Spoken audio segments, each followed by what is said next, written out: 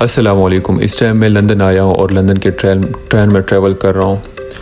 तो अगर आपकी ज़िंदगी में आपके सपने नहीं होते, आपके ड्रीम्स नहीं होते, तो शायद वो जो ज़िंदगी होती है वो यूज़लेस होती है और गोललेस होती है। ज़िंदगी में हमेशा कुछ गोल रखने चाहिए। मेरे भी इस तरह के कुछ छोटे छोटे गोल हैं और थे कि कभी मैं छोटा था तो ये सोचता था कि मैं लंदन जाऊँगा, और फाइनली आज वो दिन आ गया कि अल्लाह पाक मुझे लंदन ले आया। खैर, मैं यहाँ पे बैठा, इसमें मैंने सफ़र किया। मैंने काफ़ी इंजॉय किया इस सफ़र को, क्योंकि ये एक इंतहाई पुरसकून सफ़र था और बहुत ज़्यादा मज़ा आ रहा था, जो कि बहुत खूबसूरत गलियों से, रास्तों से होकर गुज़रता था। और लंदन की जो इंटरनल लंदन जो है, सेंट्रल लंदन, उनके सारी खूबसूरती उसमें आप उसको एक्सप्लोर कर सकते हैं, उसको देख सकते हैं। तो ये सारे काम करने के बाद पहला दिन तो काफ़ी ज़्यादा थक गया था, और फिर आ गया उस्मान भाई के पास, उस्मान भाई के घर में। वहाँ पे मुझे उसामा भाई और फरहान भाई, भट्टी साहब सारे मिले। तो उन्होंने कहा कि चलो आपको थोड़ा बाहर घुमाने के लिए लेके जाते हैं। उनके घर के पास जो पार्क था उधर चले गए। वहाँ पे हमने काफ़ी अच्छा टाइम स्पेंड किया। हम वहाँ पे घूमे फिरे और दरख्तों के नीचे बैठ गए, पुरानी यादें ताज़ा की है, क्योंकि 7-8 मंथ पहले मैं इन लोगों के साथ मिला था। उसके बाद मैं दोबारा 7-8 महीने बाद उन लोगों के साथ मिलने गया था। तो काफ़ी ज़्यादा टाइम गुजरा हुआ था बीच में। तो ये मेरे सीनियर है, बहरहाल उन्होंने मुझे पहले भी गाइड किया था, दोबारा भी गाइड किया। उसके बाद जब हम आए शाम को, तो हमारा एक दोस्त जो कि हमारे लिए कबाब बना रहा था, उन्होंने हमारे लिए बिरयानी बनाई थी। बिरयानी और कबाब तो बहुत मज़े के थे, इतने मज़े के कि मुझे सरगोदा की याद है। सरगोदा में मैंने जो टाइम गुजारा है तकरीबन 4 साल, उसमें बस ये सारे खाने जो इन लोगों के घर में मुझे खाने को मिले, ये सारे खाने मैंने सरगोदा में खाए थे।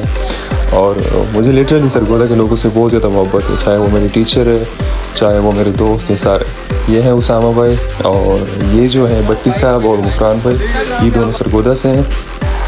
उसके बाद दोबारा जब सुबह हुआ, सुबह मैं आया ट्रेन स्टेशन पे दोबारा। तो ट्रेन स्टेशन पे अपने ट्रेन का वेट कर रहा था, क्योंकि मैं एक कोर्स करने गया था लंदन में। तो उसके लिए ये था कि मुझे हर सुबह और शाम को आना जाना पड़ता था। सारा दिन मेरे लेक्चर्स होते थे, फिर लेक्चर के बीच में से 1 घंटा ब्रेक होता था। फिर ब्रेक में हम कुछ खाने पीने के लिए जाते, जैसे लंच करना, चाय पीना दोस्तों के साथ। तो बहरहाल वहाँ पे भी सारे पाकिस्तानी थे। जब मैं शाम को आया तो शाम को मैं बाहर घूमने गया। वहाँ पे मुझे लाहौर रेस्टोरेंट, पेशावर रेस्टोरेंट और इस तरह के रेस्टोरेंट्स मिले, जहाँ पे आपको बिल्कुल एग्जैक्ट जो टेस्ट है ना, क्या पाकिस्तान में जो हमें मिलता है रेस्टोरेंट्स में, वो मुझे इधर मिला, जो कि बहुत मज़े का था। खैर, ये सारी जगह एक्सप्लोर करने के बाद मुझे हुज़ैफ़ा भाई मिले, और हुज़ैफ़ा भाई ने मुझे सारी जगह घुमाए हैं, फिराए हैं। ये सारे आसपास का जो एरिया था मैंने कहा।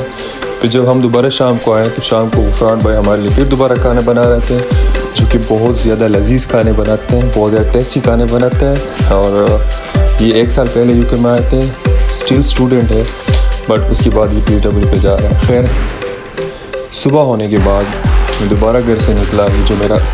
ये वाला जो दिन था, ये मेरा आखिरी दिन था इन लोगों के पास, क्योंकि इसके बाद मैंने फिर वापस आना था अपने घर, जहाँ पे मेरा अपनी सिटी में जहाँ पे मैं रहता हूँ। तो क्लासेस लेने के बाद क्लासेस लिए, उसके बाद मैं दोबारा ट्रेन स्टेशन पे आया, जो कि विक्टोरिया ट्रेन स्टेशन है। वहाँ पे अपने ट्रेन ढूंढ रहा था और देख रहा था कि मेरा ट्रेन कौन सा है, क्योंकि बहुत बड़ा बोर्ड लगा होता है, उस पर आपने देखना होता है कि मेरा ट्रेन कहाँ पे है। इसमें इंटरनेशनल